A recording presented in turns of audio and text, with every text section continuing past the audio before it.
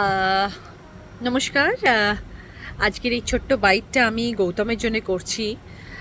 গৌতমের সাথে আমার খুব বেশি সময়ের পরিচয় ছিল না, কিন্তু আমি যখন দিল্লি গেলাম তখন আমি গৌতমের সম্বন্ধে শুনলাম এবং গৌতমের সঙ্গে দেখা হলো এবং কথা বললাম। আমার ভীষণ ভালো লেগেছে।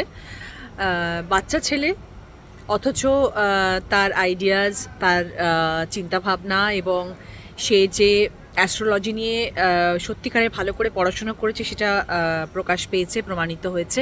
এবং আমার যা যা ও বলার চেষ্টা করেছে এবং যা যা ও প্রেডিকশন করার চেষ্টা করেছে, অনেকটা তো আমার মনে হয়েছে যে হয়তো সত্যিকারের সেগুলো হচ্ছে বা হবে।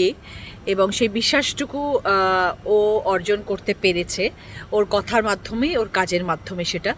এবং খুব সিরিয়াস একজন ছেলে, যে তার প্রতিটা কথার মধ্যে তাৎপর্যপূর্ণ কথা বলে এবং সে কাজ জানে এবং অ্যাস্ট্রোলজি নিয়ে তার প্রচুর অভিজ্ঞতাও সে অর্জন করেছে এবং সে রীতিমতো সেটা নিয়ে পড়াশুনো করে।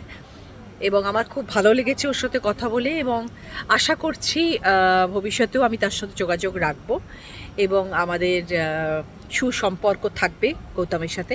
গৌতম, তুমি নিজের ক্যারিয়ারে অনেক বড় হও, জীবনে প্রতিষ্ঠিত হও। আমার অনেক শুভেচ্ছা রইল তোমাকে।